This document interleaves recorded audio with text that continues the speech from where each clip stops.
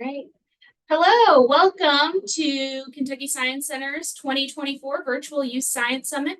We really appreciate you joining us today. We're looking forward to engaging with our speakers. We wanted to get a quick introduction from our CEO and President, Mike Norman. So go ahead and take it away. Thank you. Welcome, everybody. Again, I'm Mike Norman, CEO and President of your Kentucky Science Center. I'm absolutely thrilled, and it's my pleasure to welcome you to our 2024 Fall Youth Science Summit. We have, over 1,100 folks register with us today, so I am thrilled that you decided to join us. We have from here in my home state of Kentucky, we have folks from all over our great Commonwealth. I think there's about 9 or 10 different counties from all parts of the state represented.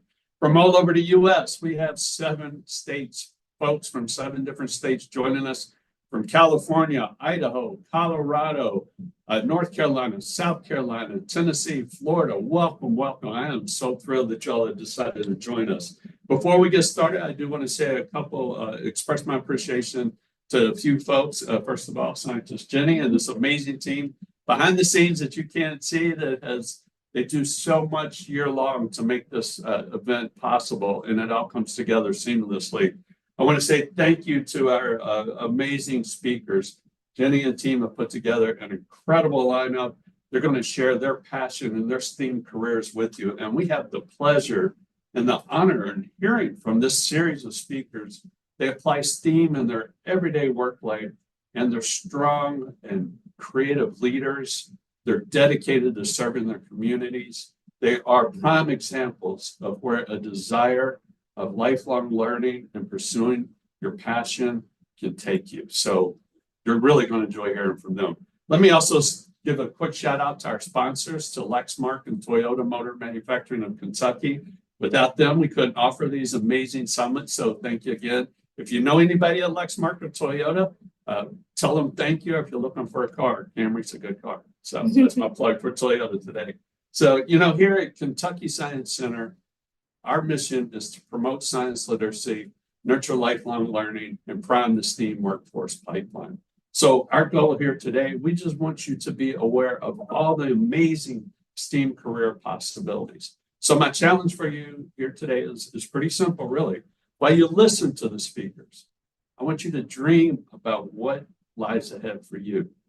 The possibilities are endless. The STEAM careers of tomorrow probably haven't even been invented yet. They haven't even been thought of. So really the future is up to you. It's up to you to make it what you want and do what you want. And I'm positive and confident that you will. So again, thank you for joining us. Enjoy your day.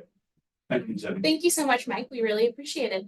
All right, so without further ado, we're going to go ahead and hear from our first speaker. We have Abby Hess with us. She is a nurse practitioner at University of Cincinnati Children's Hospital. She is also a nursing professor, and she develops some really cool things to actually help with pediatric patient care. So, Abby, I'm going to go ahead and hand the baton to you.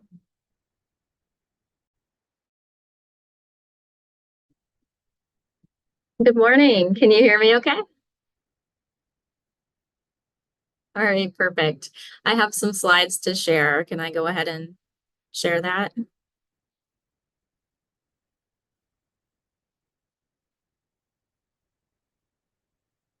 Just looking here real quick. Oops.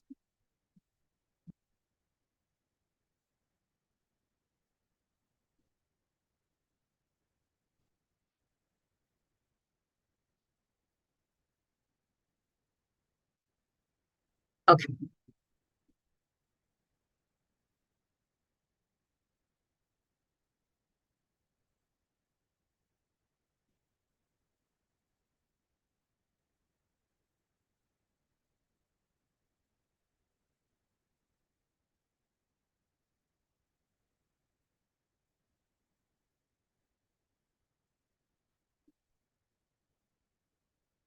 All right.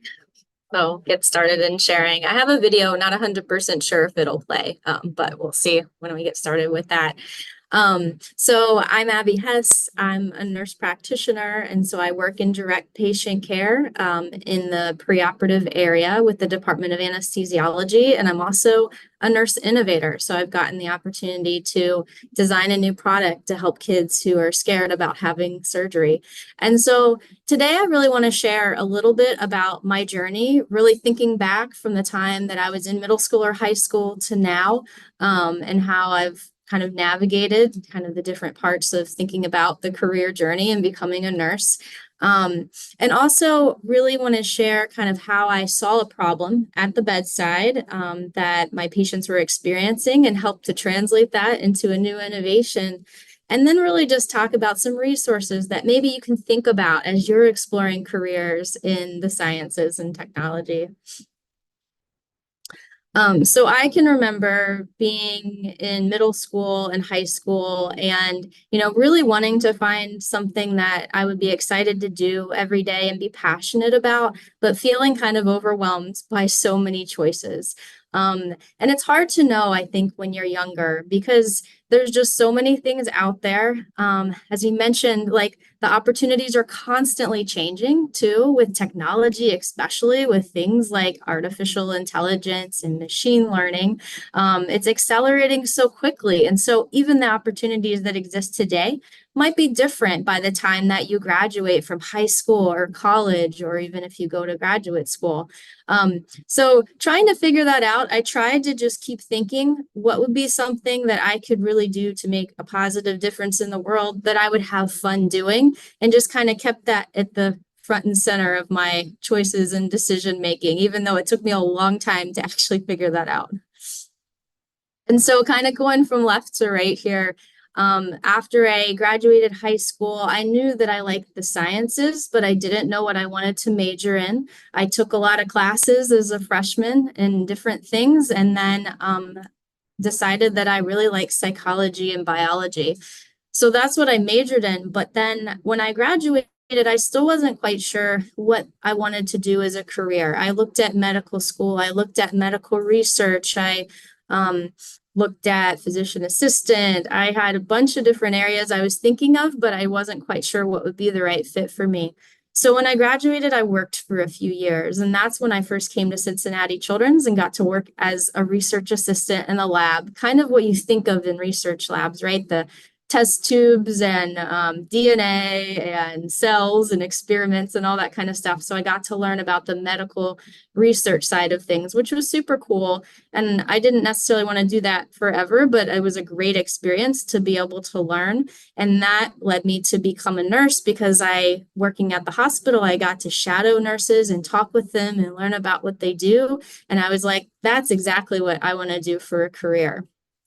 And I learned more about the nurse practitioner pathway, where you really get to diagnose and treat patients. And so I went on to do additional school for that.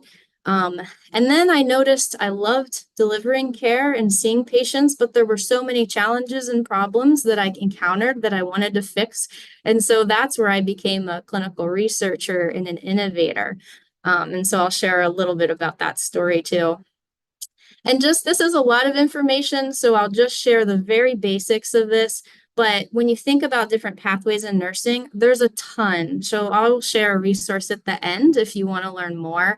But when you first become a nurse, there's kind of two different pathways. There's an associate's degree that's like 2 years after high school, or there's a bachelor's degree, which is 4 years after high school. And that really gets you the degree where you can be a registered nurse and begin working in clinical care with patients.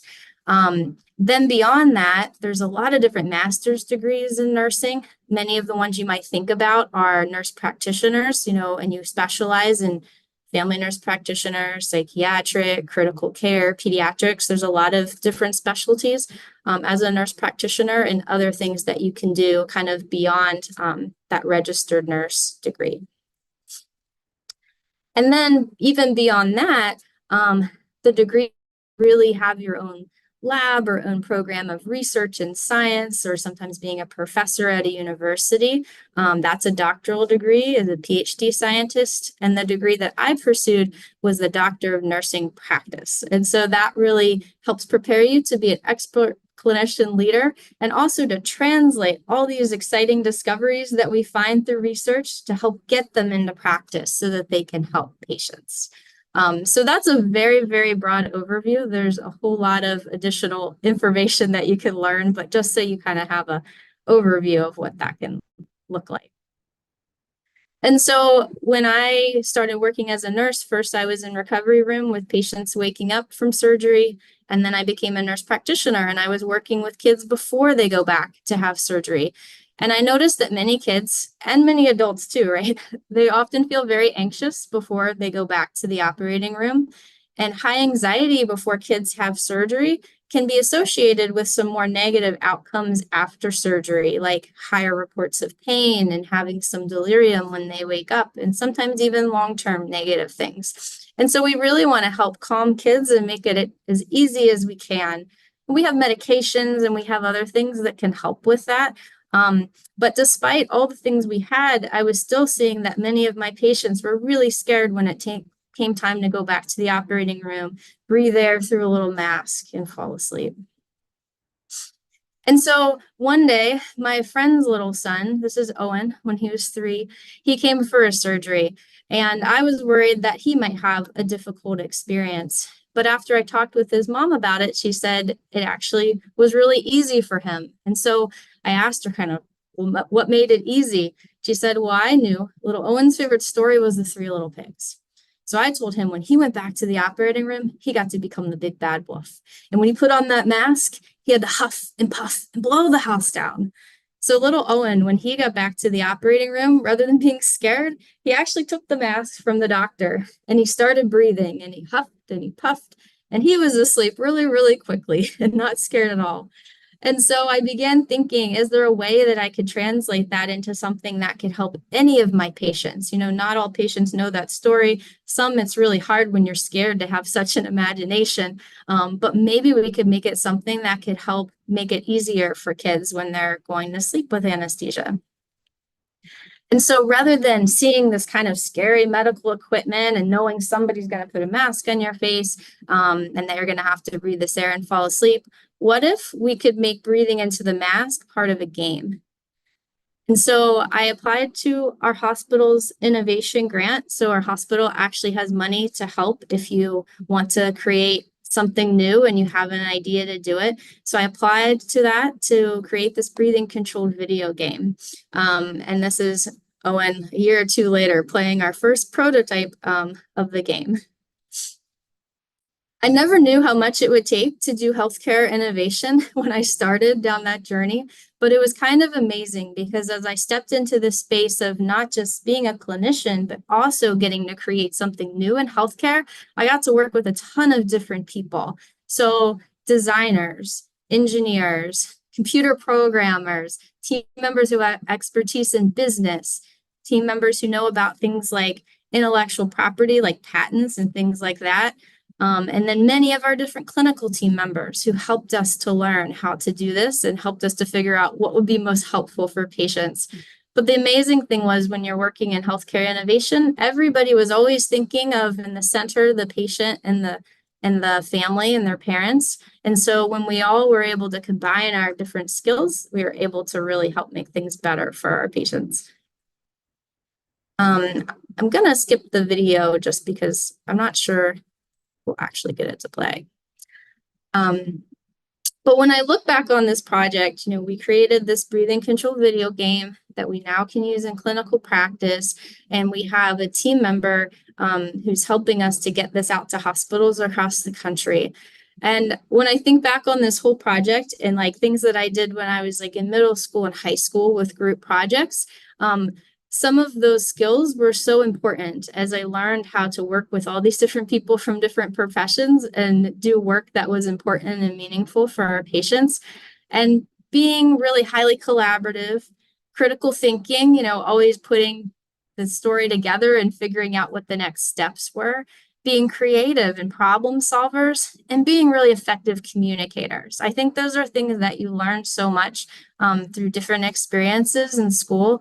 And if you keep working to refine those and be better and better at those, I think you'll always do a great job when it comes to working with these teams and being able to come together with teams to do something new can really help you in any area that you decide to work. And so I would say, kind of thinking just some of my advice in this entire experience and being able to find a career that I'm passionate about and work in both patient care and healthcare innovation. There's so many great opportunities in healthcare. And these opportunities, they're going to continue to change and grow as you go through high school and college. The degree that I ended up doing that helped me to do healthcare innovation, it didn't even exist when I started college. That was a new degree that was developed during the time I was in college. So there's lots of things that'll continue to evolve and change, which is exciting because there will be even more opportunities then than there are now. So keep searching for something you can look forward to doing every week, because you spend a lot of your life doing work, and it's amazing when you can find something that is really fun for you. And ways that you can help do that is if you have a guidance counselor at school, you can talk with them, talking to people that work in the career that you're interested in. If you don't have someone, and that was true for me sometimes in innovation because there weren't always people at my organization or that I knew that did innovation, I listened to podcasts and sometimes reached out to them if I was really excited about learning more about what they do. And then spending time shadowing. I would think that was one of the most helpful things I ever did, was getting to shadow a nurse and a nurse practitioner before I went back to school, and just asking them hard questions. What do you love about what you do? What don't you like about what you do? How did you get here? How did you make the decision to get here? Like thinking of those questions, because people are often very happy to help you to figure out what you want to do next. And so I think it's great to know what you want to do for a career, but it's also totally fine to not know. And I think either way, if you stay curious, you keep working hard, and you keep exploring, it can really help you to find something that you're passionate about doing and that you can help make a positive difference in the world. And this is a great resource. It's made actually just for middle schoolers and high schoolers who want to know more about nursing pathways and careers. But if you just Google Johnson & Johnson, why become a nurse? This has a lot of great resources to help you explore and find out more. And there's some cool videos and stuff from nurses. So that's all I have. Awesome. Thank you so much, Abby. And we already have some questions and we've got a little time. So we have a question from Mr. Tony.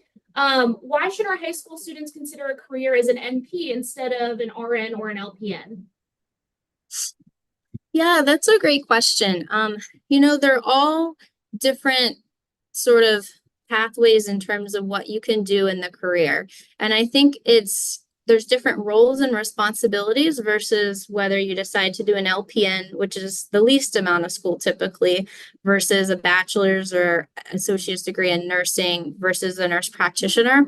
So I think really understanding what each of those pathways looks like. Actually, this resource guide that I pulled up, it has a ton of awesome information about all the different pathways. For me, I think when I was looking at the career, talking with people was really helpful. And then just understanding, what did I want to be doing every day? Was it sort of the bedside role? Was it sort of doing something in terms of like being involved with prescribing medications and making diagnoses and things like that? It's really kind of understanding what areas is most interesting to you, but also kind of you can take different steps. You can start in one place and then do some more school later and additional later. And sometimes companies will help and pay for your additional schooling. And so that was true with my company, as they actually have a thing called tuition reimbursement. So if you're working with them in one role and they have funding to be able to help support you to your next role, it actually can help you to not have loans and things like that, or as much of the loans. So that's something to think about, because sometimes you can kind of build that career and work towards that next goal, even if that's not where you start. Awesome. Thank you so much, Abby. We have time for one more question, and I see a raised hand in the crowd. Mira, would you like to ask your question?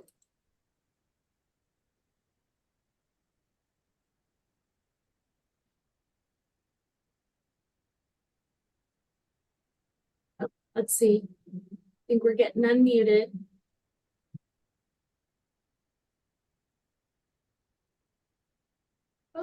maybe? All right. Okay, well, we might need to follow up with you for that other question. It looks like they might not be able to get their mic all set up right now. But Abby, thank you so much for your time. We really appreciate it. Thank you for sharing this resource too. And hopefully we've got some future health career professionals. Awesome. Thank you so much and good luck to everyone. Have fun as you explore. Thanks, Abby. Bye-bye. All right, you guys. We are going to transition to our next awesome speaker. We have Dr. Lou Hirsch joining us. And he is joining us from University of Kentucky. He does some really cool stuff in agricultural sciences, exploring and researching plant pathology. And he also loves to work with students like you. Very passionate about K through 12 outreach. So Dr. Lou, if you would like to go ahead, we're really excited to hear from you. Thanks, Jenny. That was a great introduction. So my name's Lou Hirsch, and I'm an assistant professor of plant pathology at the Department of Plant Pathology at the University of Kentucky in Lexington, Kentucky. And I like how Abby, our last speaker, kind of went through her journey, to get into her career in nursing. Mine is a little bit less linear than hers. So I don't know. I think y'all on this call probably have an interest in science because you're spending time out of your life to talk about science today at this. But when I was a kid, I didn't care about science at all. I wasn't a very good student in grade school and high school. I majored in English and religious studies in college. And after college, I went into the maritime industry and I became a scuba instructor and earned a Coast Guard captain's license. And I managed a scuba diving company. There's some scuba diving companies in the Florida Keys and then San Diego. But then my then girlfriend, now wife, got into graduate school at the University of Arkansas. So I decided to follow her to Arkansas with my English degree and my boat captain's license, and started just working odd jobs at restaurants, totally unemployable. And I re-enrolled in college as a non-traditional adult learner because I wanted to do something with fish in biology. It was really naive. And kind of ignorant of like how complex things are. But one morning we were looking at job postings because we didn't have any money. And there was a position called work study where college students can get paid by the government to do kind of minimum wage jobs. And there was one of these work study positions washing dishes in a plant pathology lab. And with all my training and expensive degrees and stuff, I felt pretty good washing dishes. So I went into that plant pathology lab and I washed those dishes really well. And then I was such a good dishwasher that they gave me a little bit more complex, little sciencey thing to do. And it was just following steps on a protocol. And I did that little sciencey thing pretty well. And they kept giving me more and more and more sciencey things until I think they saw that I could follow directions pretty well and was able to think on my feet a little bit.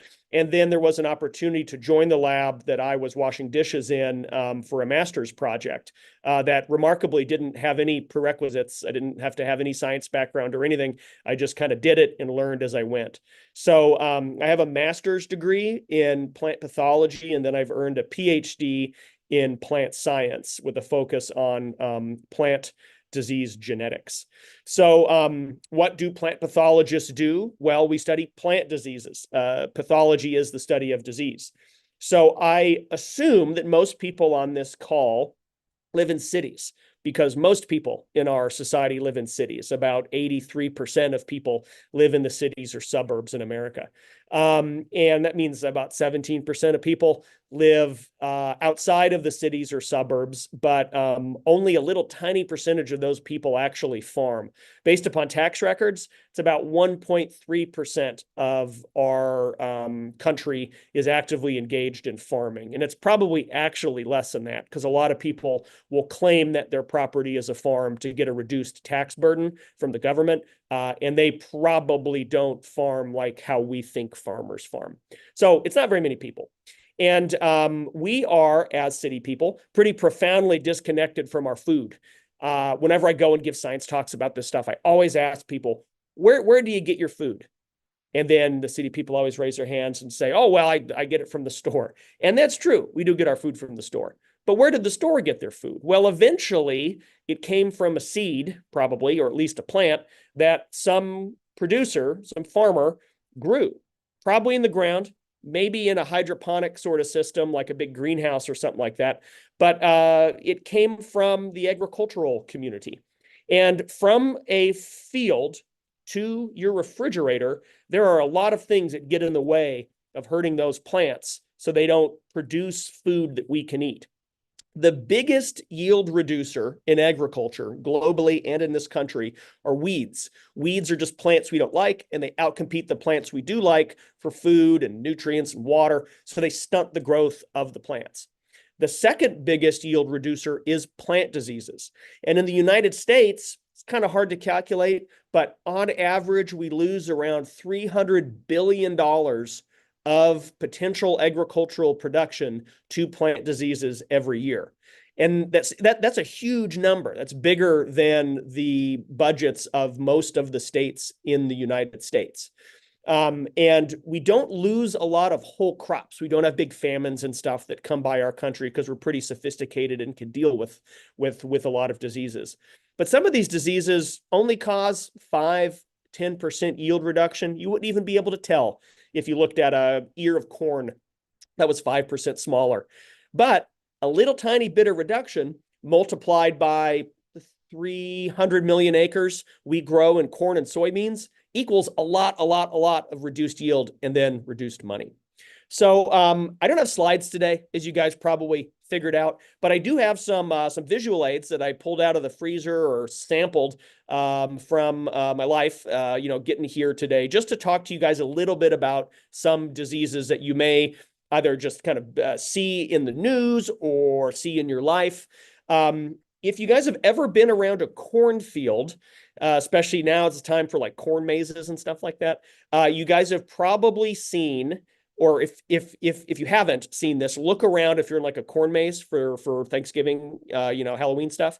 And on occasion, you'll see an ear of corn sticking out from the corn plant that has this big black tumorous growth on it.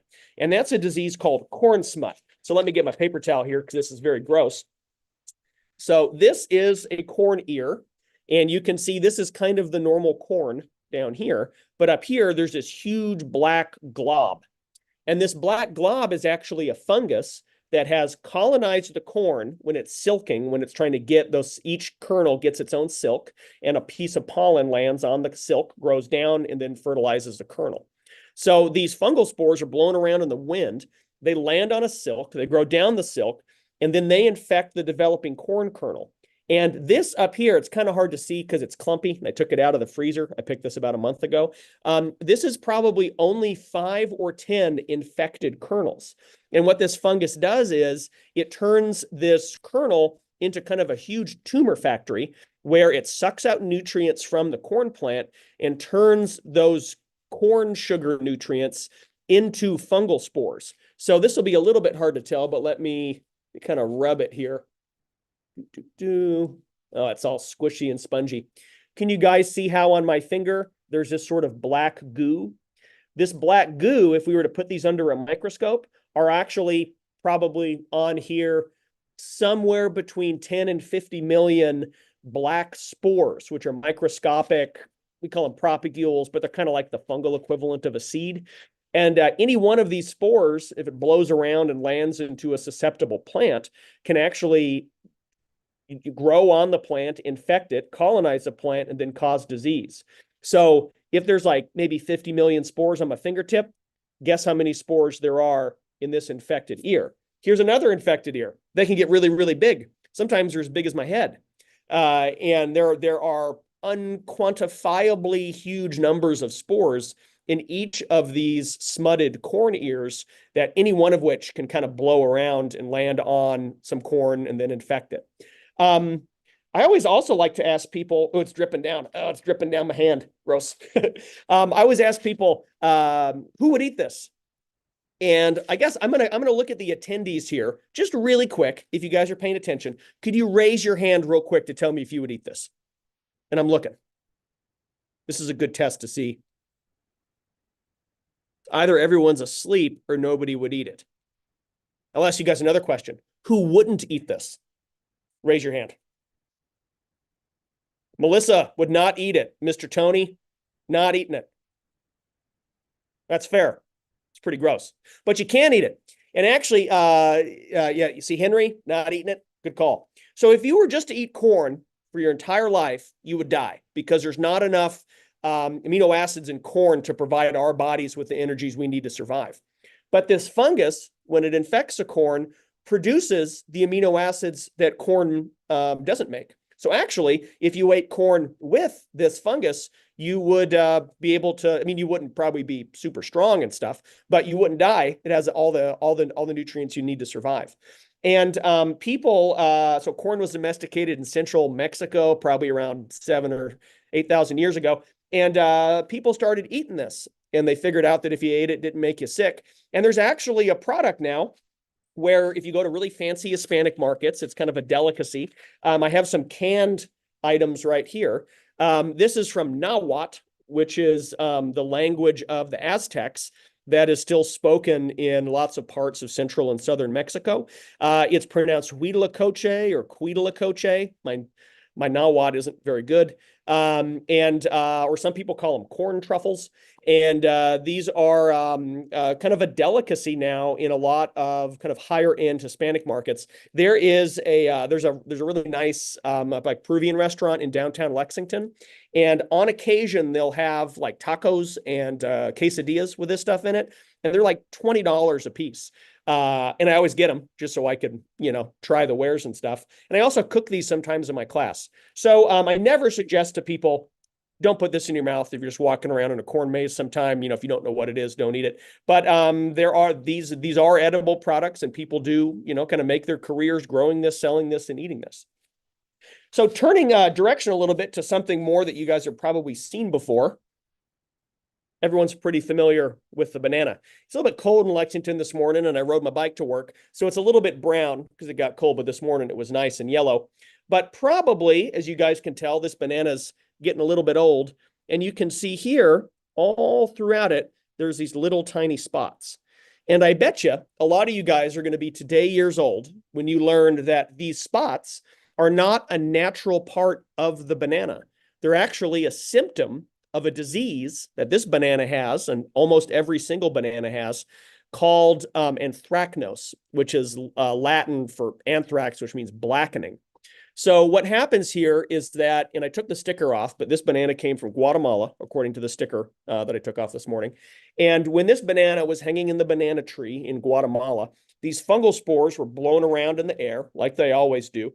They landed on the peel of this banana as it was kind of small and green, and they got hard and they kind of hung out there. And then they sat there or stuck there on this peel when it was picked, when it was put, probably carried on someone's shoulder to a little train track in a cart, or was put onto that cart, moved to a truck, which was then moved to a bigger facility, which was moved to a bigger truck, then put into a big shipping container, and then shipped to America, and then put onto a train car, and then driven into a train car, probably to a distribution center somewhere in central Kentucky, put into a semi-truck, which was then driven to the local Kroger where I shop, and then this was put on my shelf. It took about 3 days. It's pretty cool and pretty sophisticated.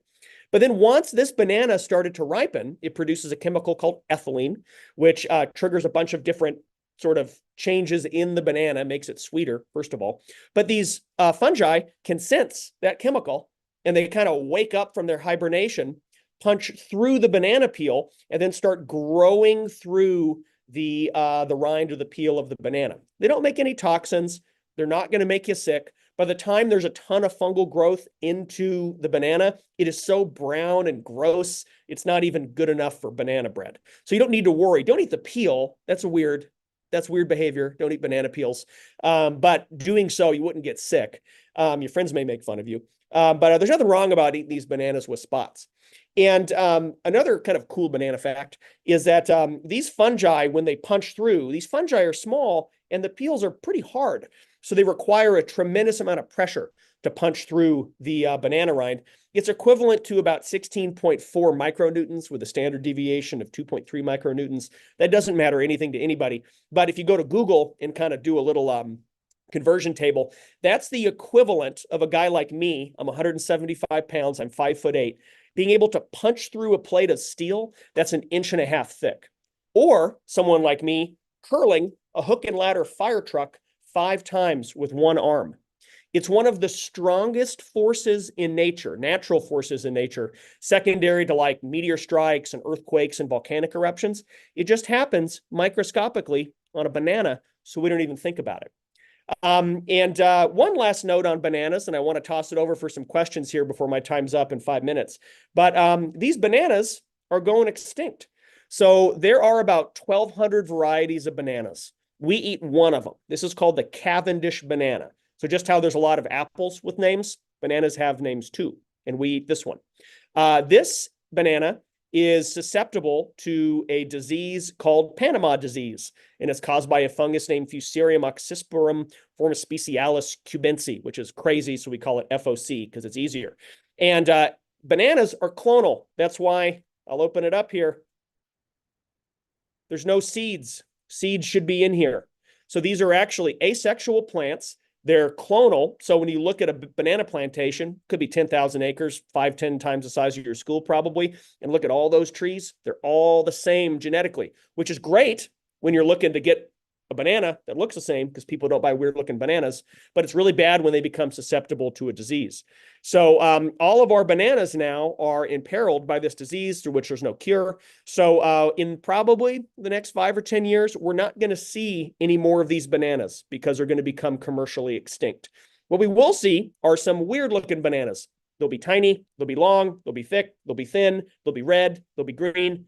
What I always encourage people when I give this talk is to, when you go to the store, buy those weird bananas. They're not plantains. That's a different thing. But like just a weird banana, it'll be kind of in like the weird tropical fruit section of most grocery stores. And give it a shot because they taste pretty good. There's lots of really good bananas out there that we don't even eat. And when you do that, you're establishing a market for those different bananas that probably are resistant to this disease. So then you're providing the banana industry an opportunity to, plant their way out of this disease. I have one more example, but I think we're kind of running out of time, and I wanted to toss the mic out to you guys for questions. I see Mr. Tony KMI has his hand raised. Maybe he didn't lower it for the previous question. I don't know. Yeah. Dr. Hirsch, thank you so much. That was fascinating. Really appreciate it. Yeah, we have a couple of great questions that we'd love to have you answer. So Mr. Tony has a question. Do you have any experience working on a farm? In your current job, do you ever visit farms and assist farmers today? Great question. I don't do that a lot. My job is mainly developing like undergraduate programs and curriculum. I'm in charge of a lot of different majors here at the college. But a lot of my peers, my colleagues, their entire job is interfacing with growers. Our country has a really cool system called the land grant university system that was actually established during the Civil War, where every state has a outward facing agricultural unit associated with the university that helps growers increase agricultural productivity. So the University of Kentucky's our land grant. I'm in the College of Agriculture, and 5 of my colleagues spend almost all their time engaging with growers. But I'm more of an endorseman. It takes all sorts. So I just mainly kind of help the on-campus stuff. But great question. Awesome. Thank you so much, Lou. And then we have another awesome question. How did you get interested in fungi? I had no idea. I guess I knew about like mushrooms and stuff when I was a kid. I was born in Phoenix, Arizona. There's not a lot of fungi in Phoenix. It's a desert. So when I got into this plant pathology lab and started washing dishes, they had me do like that petri dishes of fungi, and I had to take a little bit from one and put it into a new media plate so they can kind of start growing and stuff. And I got to just learn that this whole other kingdom of organisms that I never really thought about are incredibly cool. Without fungi, our society wouldn't exist. We wouldn't have all these really cool medicines. Almost every antibiotic we had was derived from a fungus. They're chemicals that fungi make to kill bacteria in nature that are trying to eat their food.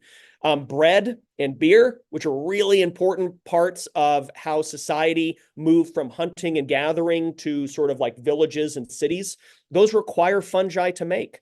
We eat fungi all the time. Bread, like I said, we wouldn't have it. This Huitzilopochtli stuff. It's incredibly interesting. And then once I learned that plants can get sick, because I didn't know that intuitively as a city kid, and that fungi can cause disease, I got to see this whole cool like network in my brain of like host pathogen interactions. Probably a lot of people on this call want to go into human medicine like how Abby did, and that's great.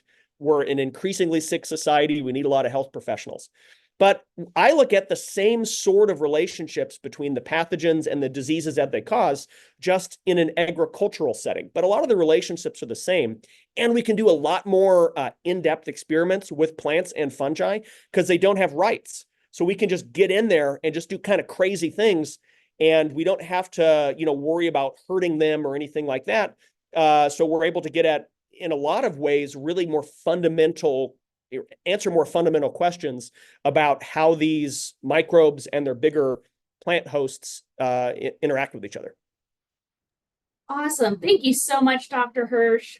Very inspiring words. Hopefully we've got some people excited about agricultural sciences here. Great questions from the crowd. Thank you so much for your time. And I actually think Dr. Hirsch is headed to a class right after this. Yep, I'm going to be teaching about this disease today, actually, weirdly enough. So, yep, my undergraduates are waiting for me.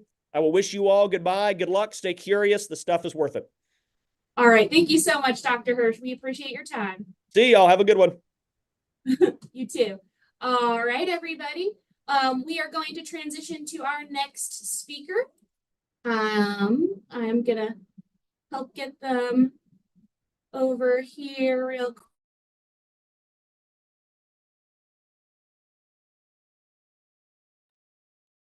So Henry Eng will be joining us. He is the VP of Cooking for General Electric, GE.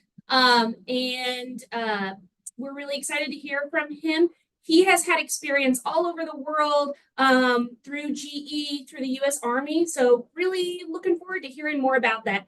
So Henry, I think we have got you to a panelist if you want to take it away. All right. Can you hear me, Jeannie?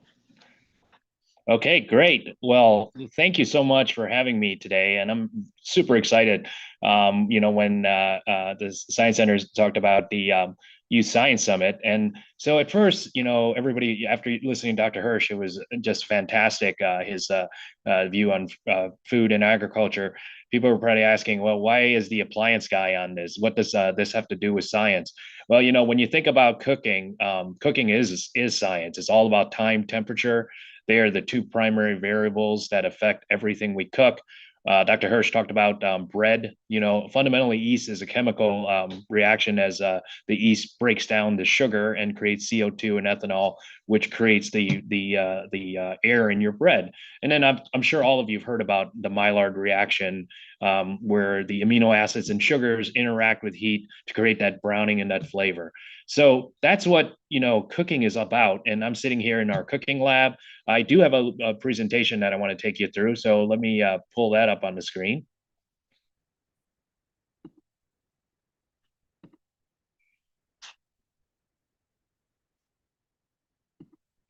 All righty, and hopefully you can see it at this point. Oops.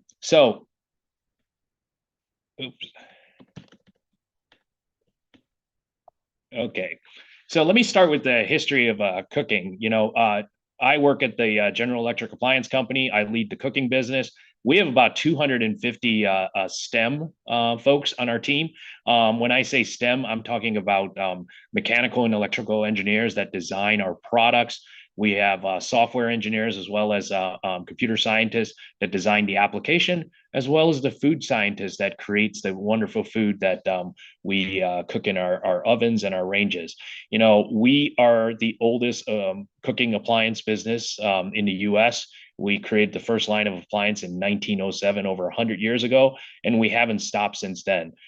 Just within the last, I would say 20 years, if you look at our acceleration, it's all about the digitization of cooking. You see there in 2018, the precision oven modes and guided cooking. I'll talk about a little bit about that. And then ultimately, even as we get into the over-air updates to make your ovens even more powerful than they are when you buy them. So what is precision cooking and guided cooking? A lot of us love food, but how many of us can truly cook to the quality of a chef's precision. And so that's what we're trying to do. When we talk about precision cooking, it's ability for you to set precise temperature. As I mentioned, temperature and time are the key to cooking. And then ultimately have chefs guide you through these cooking process so they can show you the step. And here's a demonstration and a video.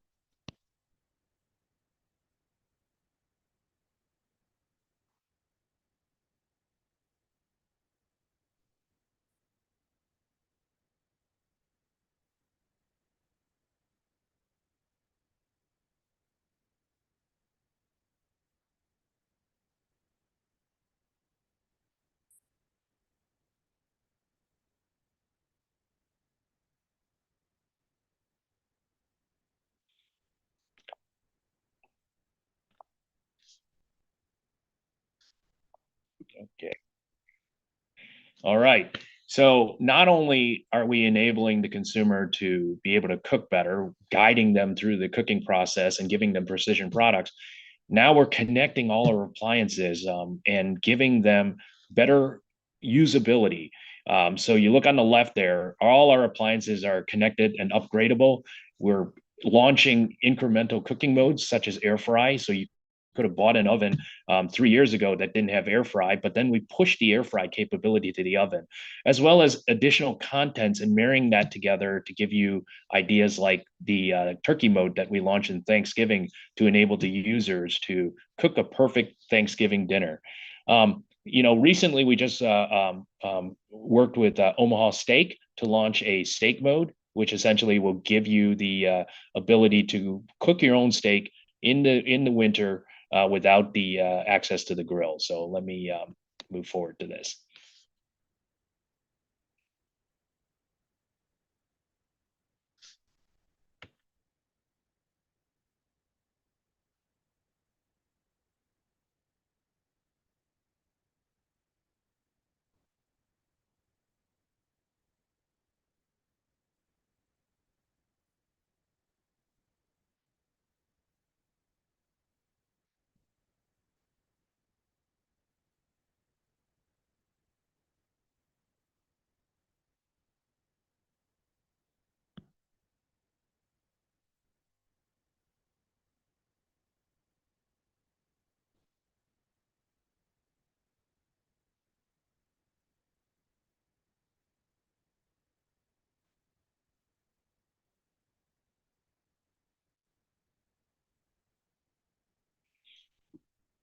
Okay.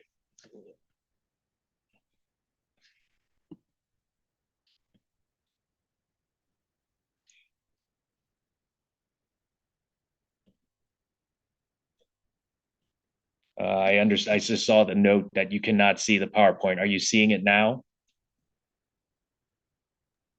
Hey, Henry. Yes, we can see the PowerPoint. Okay. I Yep, apologize. we've actually seen it since you pulled it up. Oh, okay, good. You're So, good. it's great to talk about, all the cooking modes and talking about the over-the-air capabilities. But in the end, it's how are people cooking? Oftentimes when we think about cooking, we watch the Food Network and we think about cooking from scratch, where the ingredients are fresh and we're bringing those together and we're deciding what we want to cook and ultimately gathering those ingredients and cooking it. Now, that's great. But the reality is 90% of us don't do that on a day-to-day basis. We are really assembling the products from the grocery store, or we're reheating products, whether it's a processed meal. And ultimately, there are times that we just don't want to do anything and we order from takeout. But in each one of those cases, as we go through this journey, it is incredibly similar. We do a lot of planning. I call that "what are we having for dinner" question, right? And we go through that planning stage of what do we have for dinner? What do we have in our kitchen? How do we create the best meal based on everything that we have? Or do we call in, Texas Roadhouse for a delivery? So all of those processes are very important to how we look at how people cook and how they interact with it on a day-to-day basis. And what we're trying to do is tie in that technology from an appliance perspective to give you the capability to have precision in your cooking process, to guide you through the cooking process, to have the applications that give you that enhanced interface and that enhance consumer experience. So let me take you to, so we worked with Google, and we actually said, hey, look, in the planning stage, as we're looking at different items in our refrigerators, how do we give ideas for menus? So working with Google and using AI, we created what's called Flavorly. So here's a quick video of that.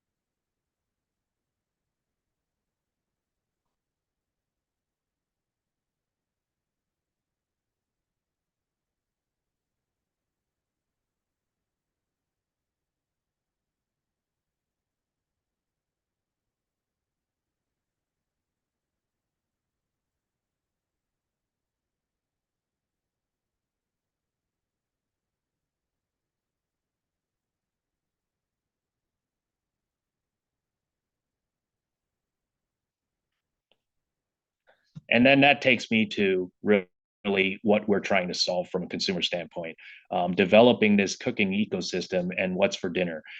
So we talked about, the cooking process, but the cooking process really starts from that question of what's for dinner and how do you plan for that. Working with Google, developing a recipe generator, it's amazing. We've had over 400,000 recipes that's been developed using this generator. And what's more important is that 40% of the people that created the recipes actually saved the recipe in their app so that they could use it for later and decide to cook it as a part of their meal for that week. We've partnered with food partners as well as grocery stores. So as you like a recipe, it will create an item list, and all of a sudden your local Kroger or Whole Foods can deliver those items to you in the portions and in all of the requirements for that recipe. And then ultimately on our side, as part of the ecosystem, the ability to enable our prep appliances, such as stand mixers, so that they're enabled to have the right speed, the right algorithm to create the right cakes, the consistency, and then sending all that information to our cooking devices to be able to provide you with the perfect meal. So ultimately, that's what the cooking ecosystem we're trying to develop here at GE Appliances. And we can't do it without scientists. We can't do it without the mechanical and electrical engineers that develop our products, the computer scientists and the software engineers that develop the applications, and linking all of that with the partners around us. So I think we have a bit of time here for questions. So with that, I'll pass it back to you, Jeannie.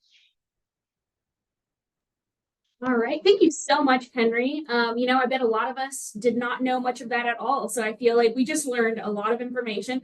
We already have a great question if you would like to field that. What's your favorite dish to cook?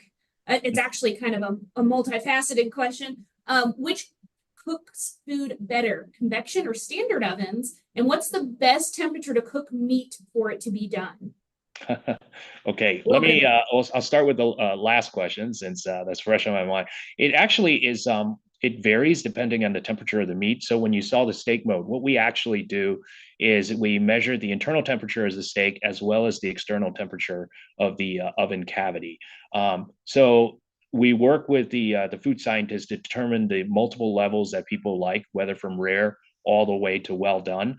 So in the case of a medium rare steak, we recommend about 130 degrees. So we're cooking the steak to that 130 degree temperature. Now that's easy to try to, say it's at 130 degrees. But what we're trying to do is actually nail it so that the carryover temperature, because you're applying a thermal mass to that steak, that steak is a thermal mass, and it continues to climb even though that we take it out of the oven. And then at the end, we broil the steak to make sure that it has that brown crust and that Maillard reaction that we all enjoy. So maybe when you talk about what's an item that I like to cook, it's definitely steak. But when you look at it overall, it's amazing because the things that we generally find very difficult to cook, pancakes, I'll give you an example. Sometimes cooking the consistency of the first pancake versus the last pancake, and you get the different coloration in the finish. Having the ability to precisely control the temperature of the oven by using our cooktops create the ability for us to turn out the same quality from the first one to the last. And then the question regarding convection versus a normal, all it is if you think about an oven, right? We have heating modes on the top and bottom, and that provides a conductive cooking within the oven. But then we have a fan with a heating element in the back that circulates the air. So interestingly enough, you think about your standard air fryer that are on the countertop, that's all it's doing. And we're doing the same thing in our oven. So our ovens have always been air fryers since the first time they came out. And that's why the air fryers were developed to really take advantage of that oven quality on the countertop. So great question. Awesome. Thank you, Henry. That was lovely. We have another question. We're kind of the workplace. Why did you choose to work at GE?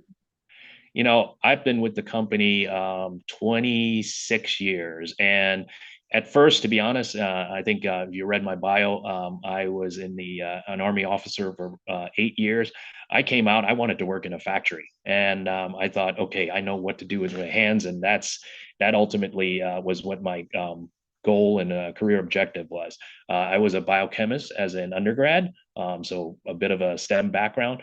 So when I came on board, it was really to look at this from a how do we, how does GE Appliances fit into what I perceived as my career journey. Now, why I stayed, fundamentally is about the people. I talked about the excitement about my 250 food scientists and product developers. A little bit history. GE was actually founded by Thomas Edison, who invented the light bulb. And so his legacy of innovation has continued to push down into everything that we do and everything we do in cooking. Okay. Awesome. Thank you, Henry. I have a question for you. Where is Yes, one of the coolest places you've traveled for work? We have factories in Turkey.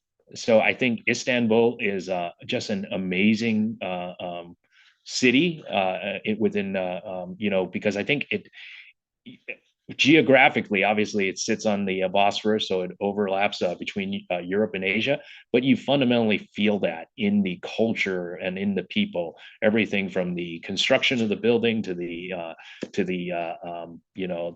history behind the city. So it's just a fascinating place, and I think in a global company like ours, we do have the opportunity to do that.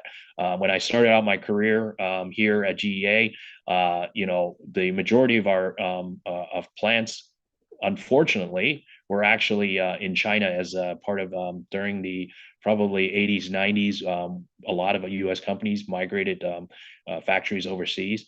I'm proud to say, a lot of that we've brought back over the last 10 years or so.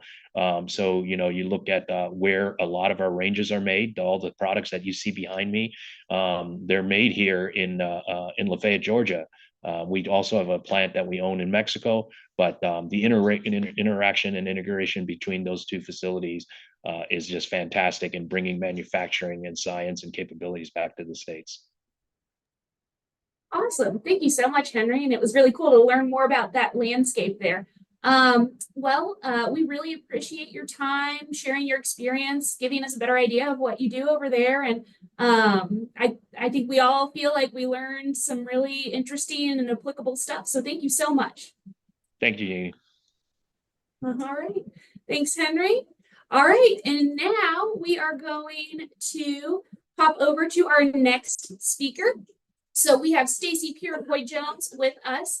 She is actually a U of L Speed School graduate. So she got her education here locally, and she now works for the U.S. Army Corps of Engineers and oversees a lot of their awesome projects. I think a little bit of focus in housing and property like that, but oversees, develops is involved in the construction elements of those designs. So, Stacey, I'm going to go ahead and pass it over to you. All right. Good morning, everyone. So I'm very happy to be here. So I am going to queue up my presentation. So we're going to look at a little bit of a slideshow. So if somebody can confirm, I'm going to share my screen here in just one moment.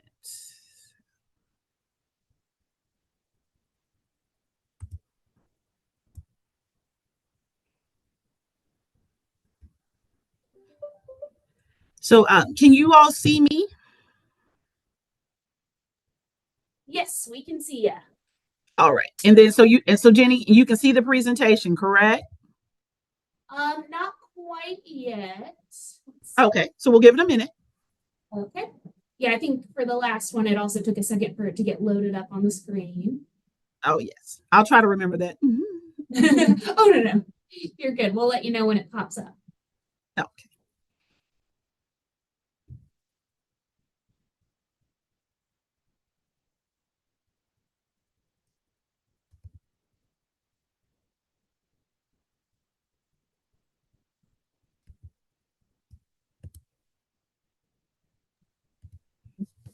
All right, Stacey, it looks like it's up there. All right, awesome. So good morning, everyone. Real happy to be here. Like Jenny said, my name is Stacey Purifoy-Jones, and I do work for the U.S. Army Corps of Engineers, and I work for the Louisville District out of Louisville, Kentucky. So today I'm going to show you all how the Corps of Engineers uses STEM I should say STEM/STEAM professionals to help us to do our mission. So I understand that science, technology, engineering, arts, and math. So I would just like to share with you all what we do and how STEAM professionals help us to do our jobs every day. So I will give it a second. So just real quick, we are a federal agency. Like I said, I work out of Louisville, but technically there are 43 districts within the U.S. Army Corps of Engineers within the United States and worldwide. So we are primarily civilians. So even though this says USACE as in Corps of Engineers, we're not military officers. Majority of our workforce is civilians, about 37,000. Now we do have a military component. So we have 800 military personnel that support our mission. And overall, we have a budget about $62 billion. And our mission is really to solve the world's engineering problems because we have a mission to support, keep the public safe. And so we're addressing a lot of different issues. Some may be regional, some may be more local. So that's what we do. And so now this is some of the missions that we work. We have a big military program. We have civil works. That's really important. We also do a lot of international and interagency work where we're supporting other federal agencies. Noted here, we have geospatial, contingency operations, and a lot of times those are helping in emergency situations, but we also do research and development as well. So I would like to focus on a few areas that we specifically do here in Louisville. So this next slide here is the breakdown as far as Louisville District's area of operations. As noted here, we do navigation, flood risk management, we do military construction, we do some regulatory work as well. We do have that emergency management piece and environmental, and I also noted that interagency support to other federal partners. So if you look to that box to the right here, we have our military and environmental programs. As far as square miles, you're looking at over 300 square miles we support. Our primary mission is made up of 5 states, Illinois, Indiana, Kentucky, Michigan, and Ohio. So that's what we do. And within that 5-state, far as for military and environmental, we actually support 18 active duty installations. Now, our civil works mission is a little bit different. We only have about 67,000 square miles, but we do a lot of flood risk reduction, and that's with our lakes. We do navigation locks and dams along the Ohio River, and we have 2 locks and dams that's along Green River, but predominantly we're most known for is the Ohio River. We do have a few nationwide programs, national programs. And when I say nationwide, that might be stateside, but actually that includes overseas work as well. So we support the Army and Air Force Reserves as far as their national needs. And we also have an energy resilience and conservation investment program as well. So we're going to talk a little bit more about those. So at this time, I just like to focus on a few of our main missions and just let you share a little bit of information about what we do and how STEAM professionals help us. So real quick, I have a little video I would like to share with you guys, and we're going to talk about what locks and dams do. So I'm going to turn it over to Autumn. If you could play the video, please, ma'am. All right. We might need you to stop your share real quick, Stacey. I sure will. Here you go. Thank you.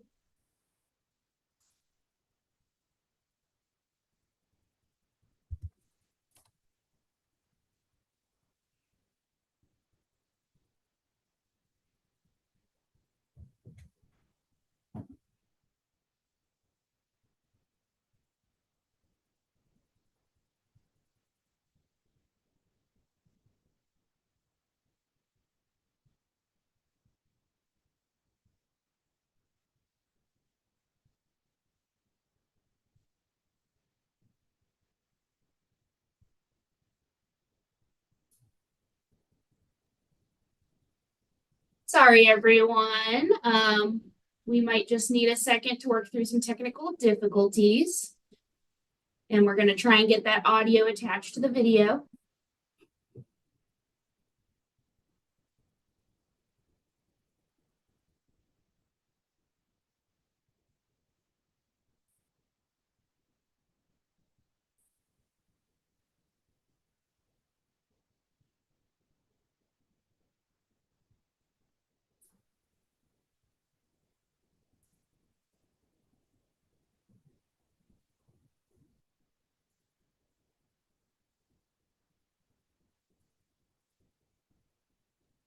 All right, looks like we have it figured out, you guys. Here we go.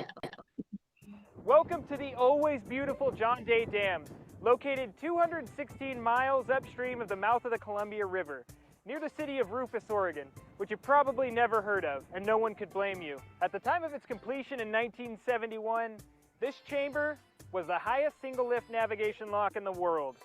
It's still the nation's highest, with a maximum lift of 113 feet. That's almost 17 LeBron Jameses. That's a big lift. Hey, navigation lock, what's your max bench? Whatever it is, rest assured this lock is pretty swole.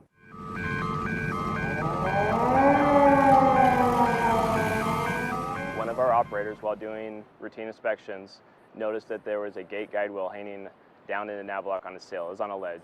These wheels help keep the 215,000-pound vertical lift gate aligned as it moves up and down. So, you might say they're wheel important. Engineers and maintenance crews with the Corps inspect the lock at John Day, along with their other Columbia River navigation locks, each winter. Then, every 5 years, they empty the locks like store toilet paper aisles in March 2020 to take a closer look. We had mechanical and structural engineers come out and assess the situation, realized that we could get the gate into an open position, the open position being the gate is down, which would allow vessels to go back and forth through the nav lock. The Columbia Snake River system is one of the nation's most vital trade waterways, each year exporting more than 56 million tons of cargo valued at $23 billion. A good portion of that comes from wheat harvesting, which was gearing up right when the lock broke. Mark Wahlberg and George Clooney would call it a perfect storm. We just cried at first. Vessel travel is the safest and most fuel-efficient method of cargo transport. A single barge on this river would translate to more than 130 large semi-trucks on the highway. That's a lot of Sylvester Stallones working on their arm wrestling game. 6 commercial vessels pass through the John Day lock every day. Damn. You can probably only imagine how many trucks that is. Frankly, it was too much for us to want to sit down and do the math. A navigation lock, like the one we're talking about in this video, is essentially a big water elevator that lowers and raises vessels traveling along the river. A vessel enters the lock chamber, With the gates closed, the lock is either emptied or filled, depending on the direction of travel. And so once we were able to get the gate in open position, we then started utilizing the caisson, which is a floating bulkhead that we use as a gate in this case, which allows us to continue passing traffic. The caisson floats until it's filled with water. When it's filled, it sinks. Magic. To keep barges moving along the river, Corps operations and maintenance crews, with the help of a trusty tugboat named Diane, had to empty the caisson, move it out of the way for incoming vessels, then put it back and empty it out to close off the lock once again, for every single vessel. It increased lockage times from about 45 minutes to an hour and a half. But hey, like my exercise game, moving is still moving. We came to the determination that the bushings on all 4 of our gate guide wheels needed to be replaced. Here at the Corps of Engineers, we do our best to continue solving the nation's toughest challenges by working 24/7 for the American people. The dedication of the crews here on scene is just another chapter in that story.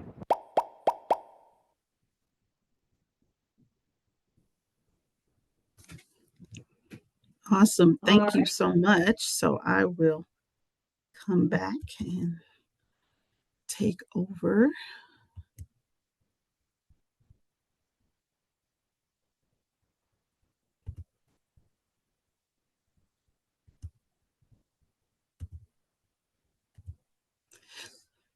Okay, so if you can confirm you can back to seeing the presentation, please let me know. Yep, it is pulled back up, Stacey. Awesome. Thank you so much. So thank you, Ottoman team, for that. So you heard about navigation. So real big lock and dam that we have here in Louisville is the McAlpin Lock and Dam. In the video, you heard about John Day. And again, that's our sister district that was doing that video. They're out of Portland. But here in Louisville, we have McAlpin. And I heard in the video, they're doing and transporting about 56 million tons. Well, here in Louisville, where McAlpin is, we're doing 50 million tons that is going through. We have the Louisville Repair Station here. So they perform inspections and they make major repairs to the locks and dams, and they help with flood reduction structures as well. So they can respond to emergencies that's along the Ohio River and the waterways. They have a towboat, they have work boats, they have floating cranes that they use, a machine shop, and warehouse barges along the electrical power generation barges, right? So they have all this type of work, entities and equipment to help support the transportation of goods, because as you heard in the video, it is the most economical and efficient way to move goods. So when we're thinking about STEAM professionals, in this case, they not only support us during design, construction, but we have maintenance as well. On this chart here, you see different ones listed. So not only do we have engineers, and we have construction reps, and our construction reps not only do quality assurance for projects just to make sure contractors are meeting the requirements as specified and as designed, but we also help them and get their support for schedules. So all doing the construction aspect, and we control those dates. We want to know if we're on schedule, and that's just best to support our customers, and in this case, the public.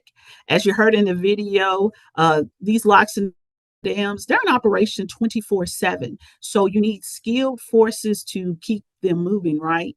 So in here, we have noted machinists, we have carpenters, welders, all those type of professionals are on staff, equipment mechanics every day. So some others that you may not think about is our public affairs specialists. Based off of our mission, they help us to put out accurate and timely information to the public. So like I said, we have a requirement to safeguard the public. We have requirements to keep these waterways navigable. So our public affairs specialists are some of our teammates that really help us to tell our story and keep everybody informed. So their role is important. We have also archaeologists noted here. archaeologists are actually scientists. I don't know if everybody else was tracking it. I did not realize that archaeologists were actual scientists. And so they're verifying that there are no cultural resources in the vicinity of where we're doing whatever our mission is, right? We're not endangering any species. They perform surveys. They write technical reports. And when they're out here doing these surveys, they're literally doing grids. They're doing like 1 foot by 1 foot sections, digging holes, checking to see if there are any artifacts in the area and documenting those, because we're all about preservation and maintaining the history, right, of where we work. So that is real important. So actually, archaeologists are very vital, and they are actually involved in every mission that we do. So they are not only looking for artifacts, but they're also researching genealogy archives just to see if there's any presence or history of other cultures that we may be impacting. They're out there using compasses and tapes to document anything they find. And they actually do something called radiocarbon dating. And they're actually studying the organics that they come across to help date some of the artifacts if they find them in the area. So if you are interested in archaeology, being an archaeologist in the United States, you would study anthropology, right? And they have different areas that you can branch out to. Archaeology is one, biological archaeology is one. They also have cultural anthropology is one as well. But if you was in Europe, you would need to study history, which I thought was quite interesting that their perspective on the background is a little different than us in the United States. So it's good to know there. So I'm going to move to our next one. So environmental. So we have a really big environmental mission, and it's very important as far as what we do. We restore degraded ecosystems. And so when we're talking about that, we're talking about we want to minimize any damage to the ecological systems that we're working in, right? We want to use best management practices. Not only we want to raise awareness about endangered species that potentially is in the area, we want to protect areas. And that includes like wetlands. And if we're doing anything that impacts them, we want to restore those areas, right? As more information becomes available, that's very important. So we need select staff to help us to do that. We want to have a diversity of species. We want to keep maintaining that. And we do that through water treatment. We want to remove any type of contamination. And that's typically done through our Clean Water Act, but they're very important. We have constructing sustainable facilities. And we're thinking about, we want to keep things green and use sustainable designs as much as possible, because we just want to minimize or reduce any negative impacts to the actual environment itself. Now we have in here regulating our waterways, we're managing natural resources, and we're definitely cleaning up contaminated sites, especially when we had military operations going on. We have places and land that they no longer need that area for military testing. So we want to repurpose that land. So we have to make sure all contamination is removed and it is safe for public use. So we do a lot of work related to that. Here we talk about meeting applicable state and federal water quality standards. Very important. So the Corps of Engineers, we're going to enforce those regulations. So yeah, it's very important to preserve the environment. So the type of STEAM professionals that we have here are a little bit different, right, than what we have for the navigation team, because in this case, we have biologists, we have toxicology folks, geologists, industrial hygienists, chemists, and, not just engineers and ecologists. And again, how about those archaeologists? They are still involved in everything we do. So our industrial hygienists, they're going to analyze, they're going to study, identify, and measure hazards or stresses to anything that can impact our environment that might cause sickness or any discomfort to actual workers. That is their mission. So we're going to make sure we're protecting people at all times. And that's what the industrial hygienists is really focused on. We have our ecologists where they're studying our relationships with organisms and the environment, right? How we as human impact them. So we have those type of professionals on our staff. Toxicologist folks, they are studying how chemical, biological, and physical agents can harm living organisms and the environment. So no matter what we are doing to execute and support our mission, we have that safety impact, not only for people, but also for the environment as well in the surrounding areas. So that is a big focus. Here, as far as our interagency and our international services mission, we locally here in Louisville, we have a new VA medical facility that's in works, right? It is currently 53% complete. So these pictures are just a few of the views from that current facility. The top, you can see the scale as far as how massive structure this is.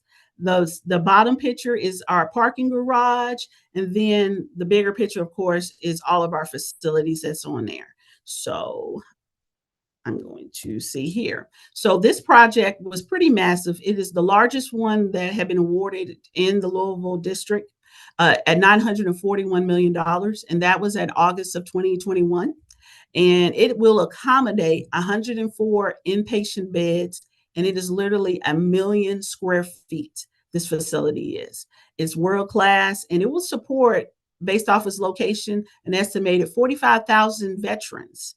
And that's slated to be completed in 2026. So very important to what we do here.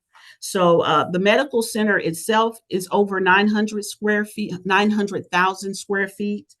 We have a central utility plant. That's where we're tracking all of our utilities operations are managed out of. That's actually 42,000 square feet. This facility will have 2,600 square feet of, well, I shouldn't say square feet, but individual parking spaces. And then they have 36 specialty clinics that's going to be here. Some of those include primary care, dental, mental health, home-based primary care services, spinal cord injury, substance abuse. So those are the type of services they're going to provide. They're actually going to have also a specialized section just for women's health care and behavioral mental health too. That's separate. And they're also going to have a telehealth component as well with this facility. So, and as we noted here, we still have the same type of professionals that help us to do our jobs. But in this case, we actually have some interior designers, right? I didn't talk about them previously, but this is going to be very important because they're going to help us to space equipment where it's supposed to. They're going to make sure our facility is going to meet those technical requirements, and it's going to make it pleasant for those who will occupy the space. So that might be getting different furnitures, any types of fixtures or specialized equipment. The interior designer are going to come in and help us to plan accordingly, help the customer pick out the best materials and aesthetics to meet their mission or the cause they're trying to support, to set the way. In this case, for our VA hospitals, we want to take care of our veterans, right? So really big to accommodate them. We want everyone to have a positive, pleasant workspace that's also meeting the missions. And of course, if you're somebody that has to use these resources, we want people to be comfortable. So this was a really major project for us here in the Louisville district. So, and like I said, it was the most, as far as dollar value, awarded. So another part of our mission is our big military construction mission. So what we do is we support other federal agencies. In this case, this first project I'd like to talk to you all about is DODEA, and that stands for the Department of Defense's Educational Activities, Van Voorhees Elementary School. And this is located on Fort Knox. So it cost about $59 million, and it was awarded in 2021. It accommodates grades pre-K through 5th grade. And it supports 510 students. And that facility just opened here in August. And it was done a year ahead of schedule, right? Because this need was so great. Now, DODEA, they specialize in this 21st century approach for their learning facilities.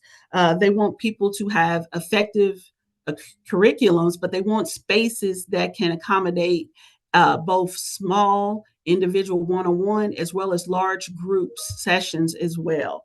They are flexible spaces. They have learning neighborhoods where they consolidate students into certain groups. So depending on your grade, you never have to leave your section of the building because they all equally have the same resources and access. So some other special features that this facility has is they have occupational and physical therapy spaces, and they also have accommodations for learning impaired students as well. So whatever the need is, DODEA is focused on supporting military families. So it's a really big deal to have these type of facilities. So this is just one type of military construction that we in Louisville supports. Next is our energy resilience and conservation investment program. And this is we call it ERSA by short. Now, this is a fairly new program for the Louisville district. We just had it in the last couple of years. Now, the projects in this group were projected to be about $1.6 billion in value and currently includes 66 projects is here. Now, what we're using is a centralized approach where even though these projects are all throughout the United States and overseas, Kuwait, Europe, they are centrally managed out of the Louisville district in partnership with our Huntsville Center. So we just recently awarded our first 3 contracts here in August and September for this. And this is Puerto Rico. 2 of them are in Puerto Rico and 1 is in Kuwait. So pretty fun. But as you see here, STEAM professionals are pretty much the same. We need engineers, geologists, construction reps. Those interior designers are important still, archaeologists, and we definitely need our public affairs specialists. So, and I'm going to talk a little bit more about our energy program here. So let me go back real quickly to think about something here. So this picture on the screen here is a microgrid. So off to the left, you will see PV arrays or PV panels. Those are photovoltaic panels that are there. And that green thing is a generator. So they're really important as far as getting this energy resilience. So I said this was a microgrid. So a microgrid is really a systems of systems. It is a big, massive structure sometimes, but they really give us a secondary source in case of a failure, right? And a lot of these microgrids are focused on electrical. So they reduce our fossil fuel consumption, which is really important. Fossil fuels now we know are emitting some negative impacts to our air and our environment. So we want to reduce that usage. Well, having these type of projects is going to give us access to energy, so we're not so reliant on those. And they generate systems where you can track the source of the energy, the quantity of the energy that's being produced throughout. So it's really gives us a secondary power. So it's usually generators and batteries storage, and this energy is just stored, and then when it's needed, can be utilized. Now, our mission dictates that these installations should be able to support themselves for nearly 14 days. That is the goal. Now, so it's pretty interesting, and a lot of the entities is how they get this energy is going to be based off of location, right? Because there's some different components that can help to generate that energy. It could be solar fields if you have areas that have a really high volume of sunlight. It could be wind turbines. So it includes a lot of coordination, but some of them are going to be based off of location and geography, right? So, but it's really important. And it's just, it helps to serve as a secondary source in the event of an emergency. So, but there are some challenges in regards to this type of project, right? It has to be monitored on a regular basis. And so you have to manage the frequency limits, loads that is operating out of. Now, it can be connected on and off the grid. So it can, a microgrid can come up, it can join the power grid that's currently in place in a city or a location, or it can work independently. So it is a benefit on that, but it does require agreements. A lot of our military installations, some of them no longer manage those utilities alone. They've privatized them. So sometimes it takes a lot of coordination to get access and to divvy out the responsibility as far as who's doing what in those type of systems. So, but that's just another type of military construction projects that we do. So I'd just like to say that we at the Corps of Engineers need STEAM professionals.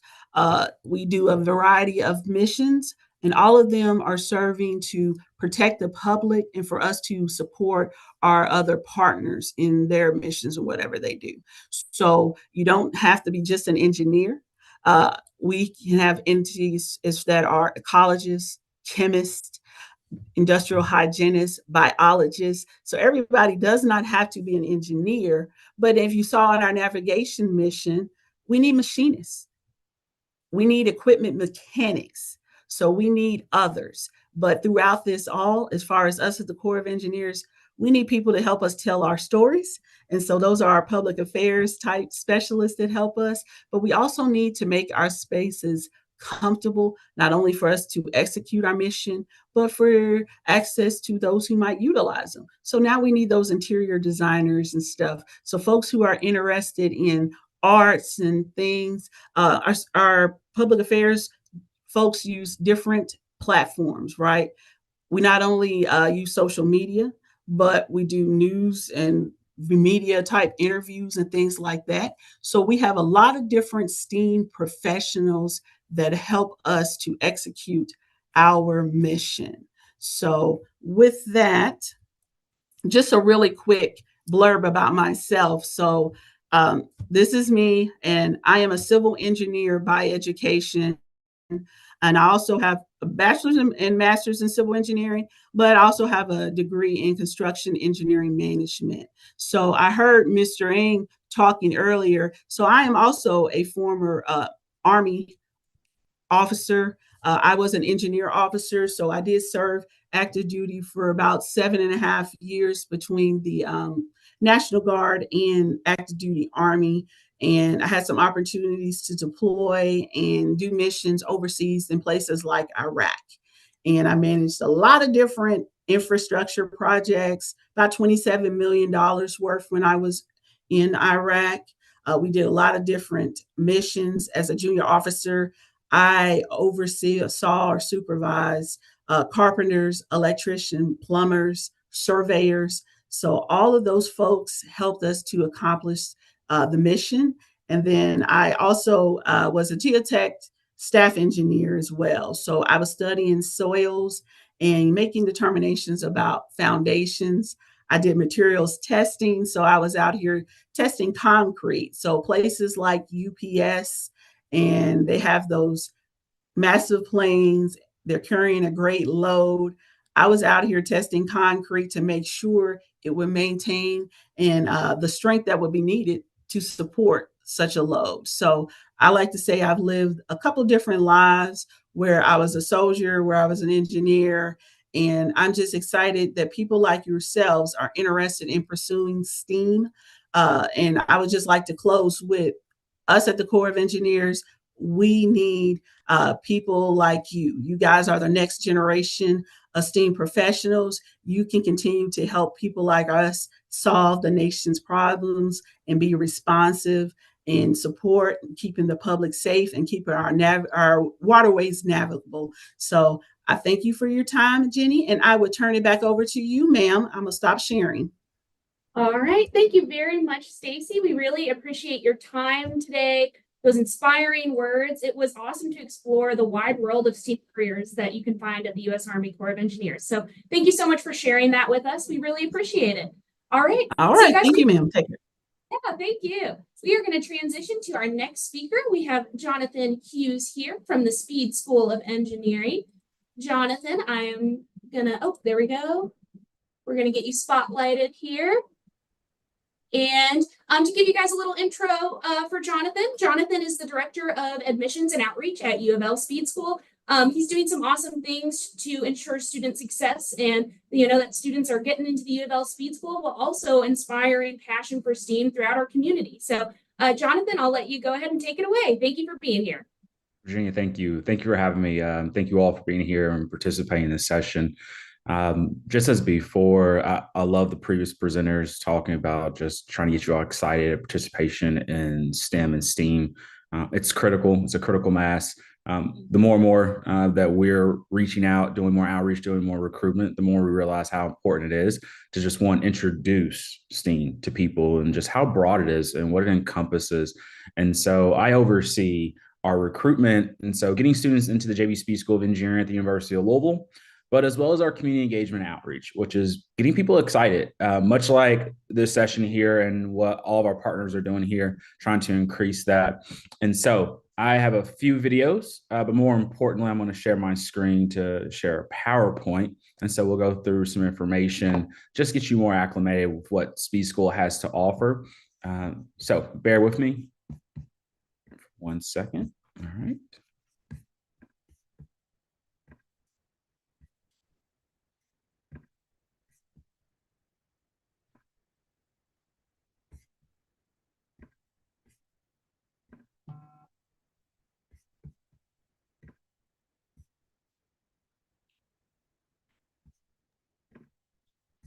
And it takes a second for screen sharing to pop up, but we'll let you know when we see something, Jonathan. Okay, please do. All right, should. Oh, looks like it's up there. Look like it's up there. Oh, get out of here. We'll get that out. Voila. Full screen.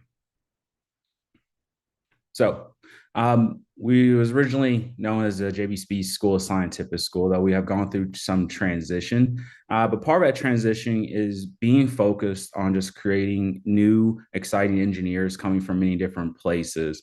One of the things I always love talking about is helping people understand that JB Speed School of Engineering is not accelerated. It is just our name. We are, I say average engineering school, but average is in a really good engineering school. You cannot go wrong with any of them. But we feel that we offer something very unique and very special, especially at the JB Speed School of Engineering. One of those things that's unique about us at Speed School is we maintain that small environment.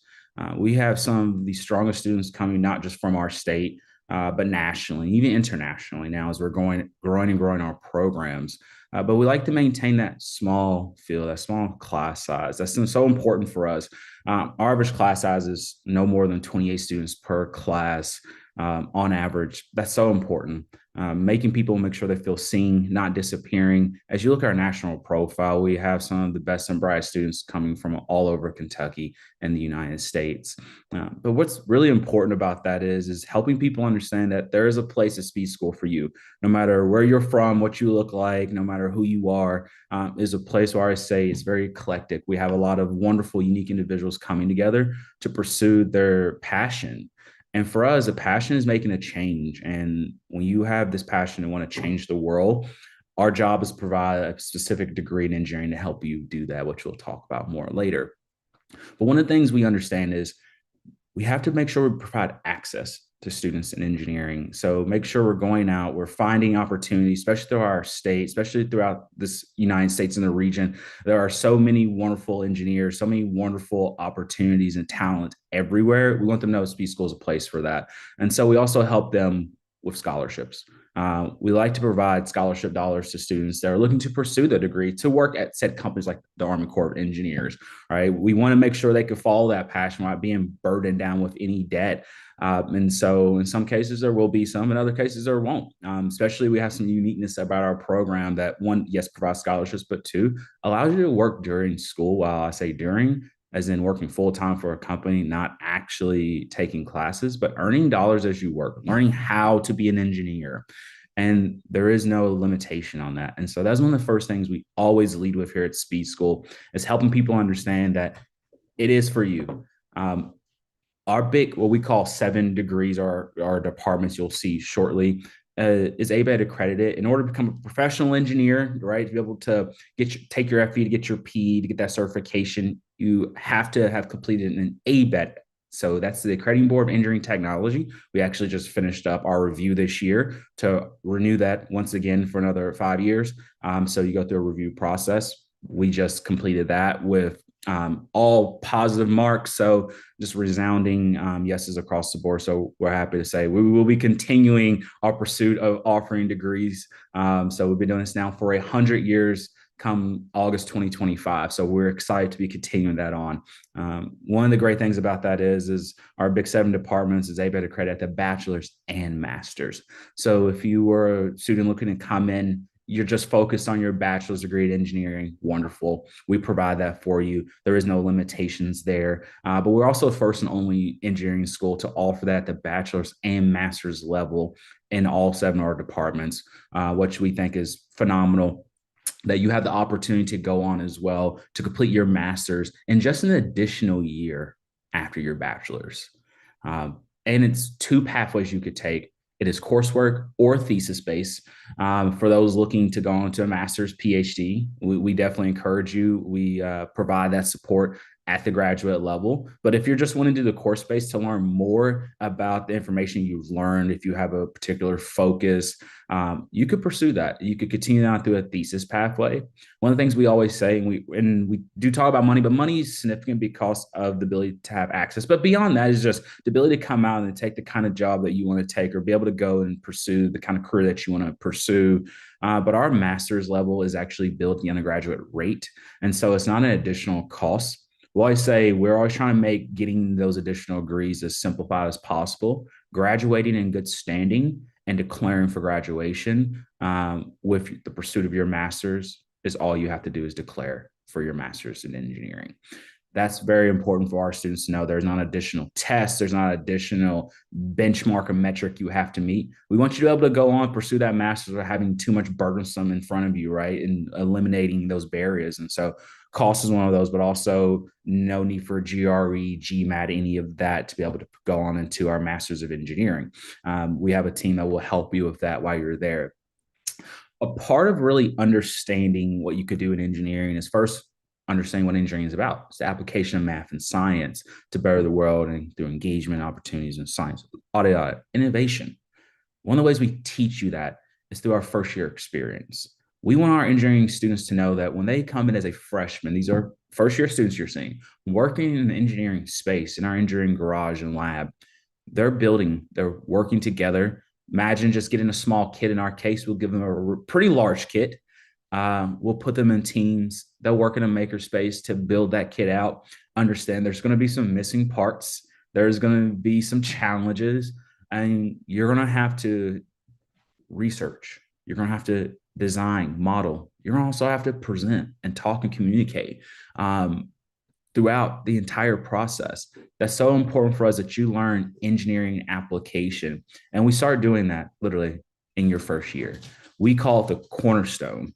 Many people think of capstone. That is the end of your 4 years, which we also have. But we want you to start learning what engineering is about the moment you step on our campus. And we do that by putting you through 2 courses in your first year through our first year experience, what we call engineering fundamentals, who teaches our first year experience, but we also teach your own math. And so when you're thinking about becoming an engineer, you think about all the math and chemistry and physics you have to take. We always tell students, rest assured that we're going to teach you that. We're going to teach you how it's applied. We're going to teach you that your math has purpose and present you with projects that are engineering based, especially in how they apply to the real world setting. We just don't want you taking random math courses or courses with just other majors. We want you to take them for engineering. That's why you're here, is to learn how to be an engineer. So before you decide what kind of engineer you want to be, we want you to first understand what it is to be an engineer. And that's our commitment and promise to you. We're going to help you do that through that first year experience. Why is that so critical to us? Very simple. Part of the Speed School brand is that we think of ourselves as a blue collar program. We really want you to understand that you're going to come here, get hands-on in the courses in our labs, but more importantly, you're going to be able to go get hands-on in industry, right? Get that hands-on experience. As early as your second year, that sophomore year, some would think, you'll be able and be eligible to start working as an intern or co-op student, as we think about it at Speed School.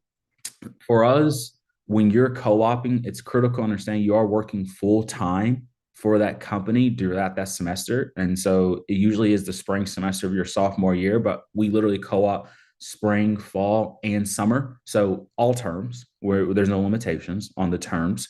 Not all students are on the same pathway. We understand that. And not all students want to work in the same capacity. So we have 4 different iterations to our co-op or internship program. When we say co-op or like cooperative education, it's much like, for instance, I mentioned Army Corp because they just presented right before us a great presentation. We work with them a great deal. They're a great partner with us, but we have, as you see here, not just these 30 or 40, but over 200 different unique employers that we work with. So our companies will, or students will have the opportunity to go work with those companies, be able to go back on those, what we require 3 rotations, so a 4-year work experience. They're able to work with them for those 3 rotations, but if they like, they can have 3 different experiences. So working at GE Aerospace, Blue Origin, going on to then say, hey, I want to do something like TechShot or NASA. You can do that. We also have a research pathway for those who are really focused in research, R&D, may have a bioengineering, chemical engineering mindset that's something that you want to pursue. We will help you with that. We'll help you locate those specific internships, right? The specific research pathways. But then we have a global opportunity for students. So we call it our global co-op pathway for students who want to pursue engineering in a global aspect. As you all learn, we just don't build here. We just don't engineer, innovate here in Kentucky or Louisville or the United States. It's done throughout the world, right? And in some cases, we are in outer space. And we give our students that opportunity to do so. While our students are co-oping, they are paid. On average, they're making over $25 an hour. That's $10,000 a co-op. That's over $30,000 in their 3 co-ops. And when it's all said and done, we place 97% of our students within 3 months of graduation. Yes, they are getting an amazing engineering degree going to speed school, but more importantly, we say they're getting amazing work experience with our companies. That is critical to our student success. And what's also critical is we're not extending your time that you're staying with us. We find that to be very important to what we're offering, what we're doing. And so to better understand that here, we talk about for our students, be able to complete your 4-year bachelor's degree within a 4-year time frame while also completing your co-op rotation. And if you're going to go on to do an additional year, being a 5th year or what have you, making sure it's tangible in the sense that you're getting an additional benefit. And for our case, that's a master's degree. So if students are spending more time with us, it's not to complete their bachelor's or their co-op. They're eligible to do that within the 4 years, as you see throughout the schedule, because we have a very unique schedule. We take advantage of your summers in college. And when we say take advantage of that, we always say we'll do usually about 10 weeks of academic coursework. You'll still get a month and a half off in the summer. So you still get a break. You still get to relax and regroup, but we're being advantageous. So we can build in your co-op experience in spring, in fall, and also their last co-op typically is in the summer. The reason why we do that is because when the other 85 to 90% of the engineering students are in class throughout the fall and spring, our students have a competitive advantage to go work for some of the best and the brightest companies. And that is very unique. We're really removing a lot of that competition in the field and the market already just by rearranging your schedule. You're going to have an entire co-op team working and helping you to place. And so that's critical. We're making sure that you walk right, talk right, present, build your resume. We're actually having career fairs that are happening semesters before the co-op. So we're literally having career fairs every semester. That's important that we're helping you establish those relationships. You're not required to take a co-op job at all. No, we encourage it, absolutely, but it's not required. But one of the things we do say is co-oping is required. We want you to get some type of work experience throughout your 4 years. That's so critical to what we're providing. That is what gives our students a leg up on the competition. And that 5th year is strictly your master's, strictly that academic or thesis-based coursework that you're doing. And so in 5 years, potentially you can finish with an ABET credit bachelor's degree in engineering, an ABET credit master's degree in engineering, as well as a full year's worth of ABET credit work experience. For us, that is what makes our students so employable, makes them so competitive, it makes them that speed school student that we know that people in our companies really appreciate.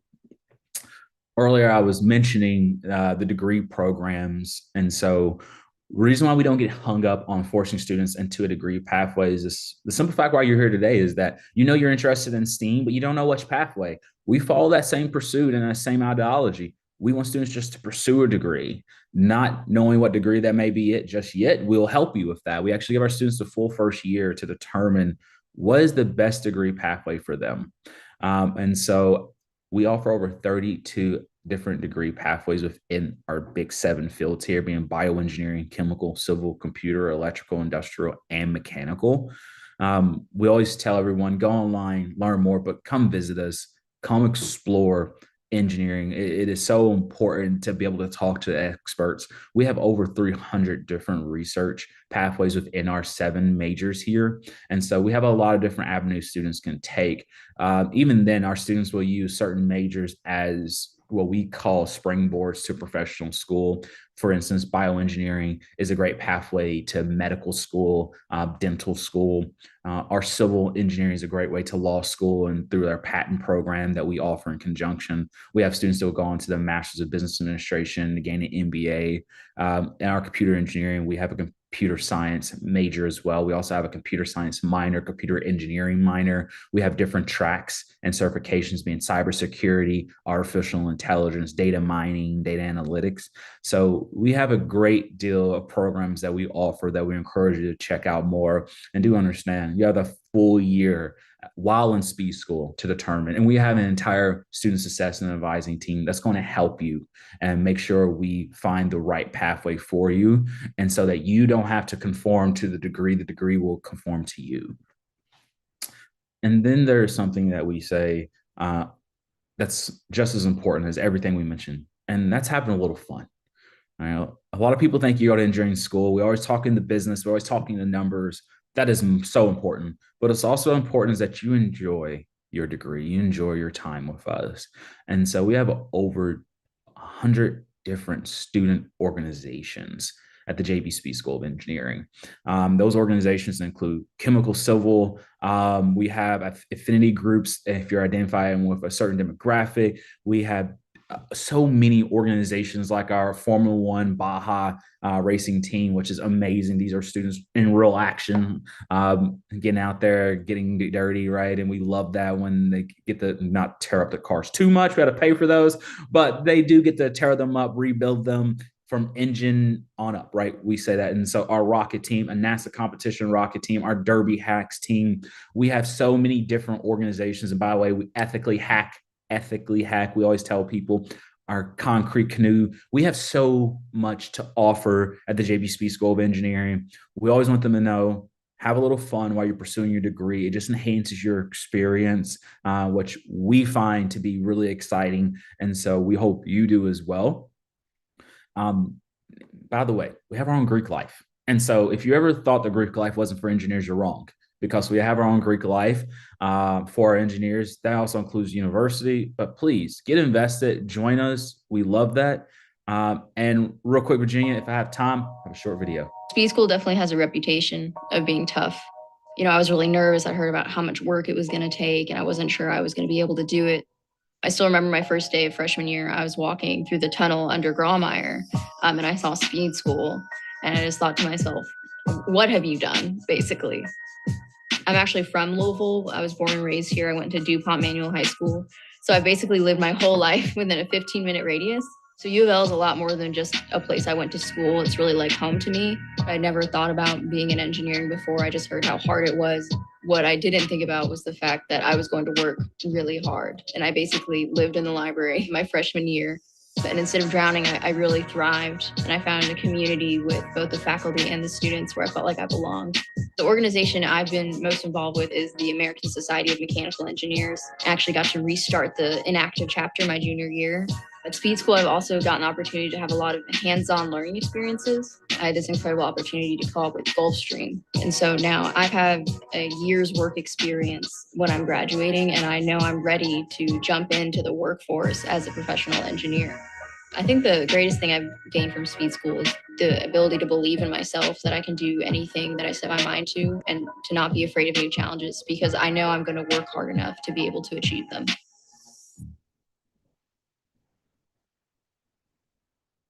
The last thing I'll end on is we actually will be completing our $100 million makerspace August 1st of this year, 2025. So please visit, please join us. Contact information is in the QR code. Please scan. If you need anything, I'm John. Thank you all. Thank you so much, Jonathan. We really appreciate your time. Thank you for walking us through the accessibility of Speed School and giving us a picture of the incredible opportunities you could have as a student at Speed School. So we are very grateful for your time, and thank you so much. All right, you guys. Well, now we are going to transition to our last speaker, Dr. Wong. He is an educator at Mercy Academy, but he also leads the STEAM lab there and conducts some awesome research. So I'm going to pass it along to you, Dr. Wong. All right. Everybody see me? Hopefully. Yes, we can see and hear you. All right, great. So I'm just gonna talk real quick about my career trajectory, and hopefully that informs some of you as far as the kinds of possibilities you might have. So basically, I'm currently teaching. So let's rewind backwards.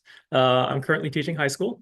And I teach biology, and I teach computer science, I teach engineering, so a whole breadth of things, which is kind of what I like. One of the reasons I'm doing this is because I can touch a whole lot of different sciences, and or engineering or technological fields, right? So this allows me to help some students do projects on fetal alcohol syndrome. So one of my students right now is doing a project on the effects of alcohol on developing chick embryos, for instance, which kind of leveraged some of what I've done in the past when I was doing academic research.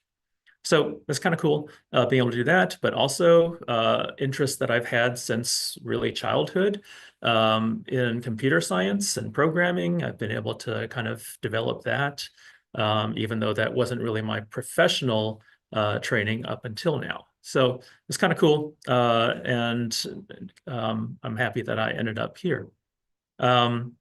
So before this, though, just to kind of bring things back a little bit, I spent a little bit of time writing textbooks on cell biology.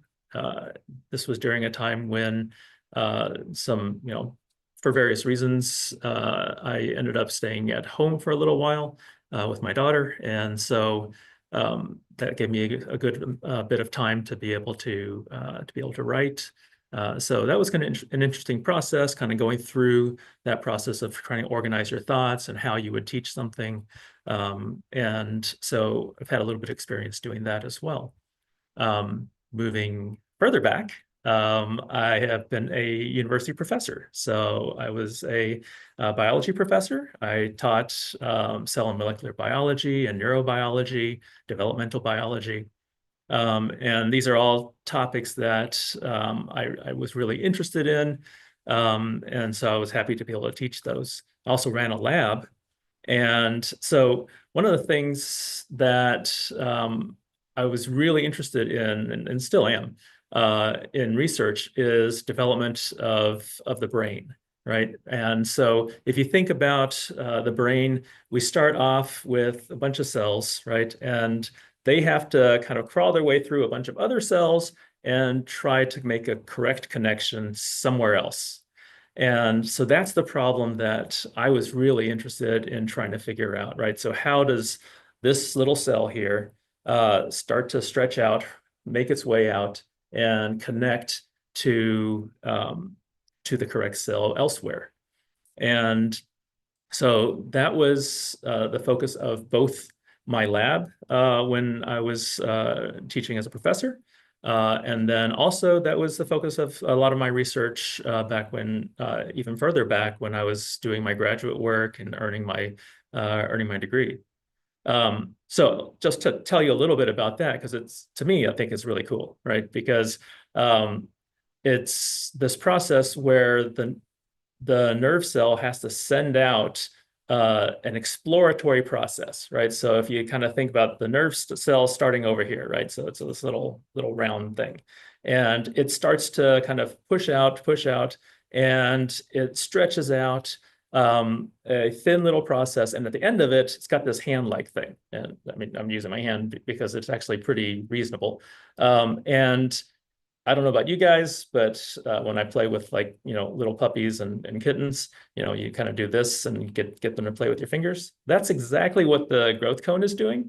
So that's the tip of the growing neuron, and it's just exploring, right? It's got these little wavy fingers, and it's exploring the chemical environment as it moves around and deciding which areas it wants to avoid and kind of go away from, and which areas it wants to go towards. So a lot of my research has been on that, which I think is really cool, right? Because we're talking about making decisions going through hundreds, if not thousands, of different possible other target cells on the way from its origin to its target. So all that spanned a good over a decade, maybe a decade and a half of my research career. All right. And I went to graduate school in Cleveland at Case Western Reserve University. And one of the things I wanted to tell you guys about is that with graduate school, at least in the medical sciences or the biological sciences, a lot of times this is something that you don't have to, well, a lot of times you can get it at least partially paid for through either grants, fellowships, and basically TAs, where you can teach or do research alongside your studies. And so a lot of times this is actually a great idea, especially if you're really interested in research. That's the path you're really going to take. You're going to go from your undergraduate, your college career, and then go into graduate school, and hopefully get that terminal degree, get that doctorate, and get a lot of research experience along the way. So that for me was really interesting. I looked at, and at a lot of places you get to explore what it is that you want to do. So that is, and I know in the previous talk, in the last talk, they talked about how in that first year you get to try out different kinds of engineering. We kind of did that the same when I was my first year of graduate school. We basically go around and rotate through a bunch of different labs that we might be interested in, and then kind of figure out which one we really want to settle on and kind of do our main research with. So that's a lot of, so you get to pick up a lot of different techniques. So during that time, I ended up mostly working on mice and chicks because their brains are fairly accessible, and at least with chicks, they're pretty cheap relative to raising mice.